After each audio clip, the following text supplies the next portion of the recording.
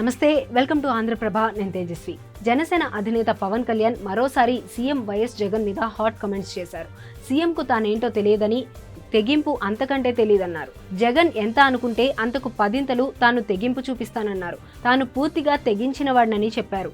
తాను జగన్ వంటి నియంతను ఎదిరించడానికే రాజకీయాల్లోకి వచ్చానని తెలిపారు. రాజకీయంగా రాటుదేలిపోయానని, ఇలాంటి పరిణామాలు రాజకీయాల్లో ఉంటాయని ముందే ఊహించానని చెప్పారు.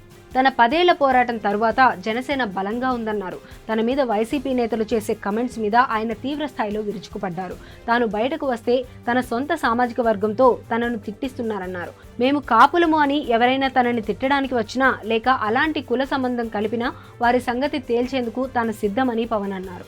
తన గురించి జగన్ సభలలో ఎక్కువగా మాట్లాడుతున్నారని, వాటిని ఇకనైనా ఆపేయడం బెటర్ అని పవన్ వార్నింగ్ ఇచ్చారు. తన దగ్గర ఎవరైనా చిల్లర వేషాలు వేస్తే సహించేది లేదని ఫైర్ అయ్యారు. తన మీద విమర్శలు చేస్తే అనవసరంగా పడేవాడిని కాదన్నారు. సజ్జల రామకృష్ణారెడ్డి మీద కూడా ఆయన విమర్శలు గుప్పించారు. వైసీపీ ప్రభుత్వ విధానాలు మెచ్చుకుంటే చిరంజీవి మంచిగా కనిపించారా, ఇప్పుడు కూటమికి మద్దతుగా నిలిస్తే చెడు అయిపోయారా అని నిలదీశారు. సింహం సింగిల్ గా అని పదే పదే అంటున్నారు, కానీ తోడేళ్లు, నక్కలు, హైనాల సమూహం అంతా వైసీపీలోనే ఉంది అని పవన్ విమర్శించారు.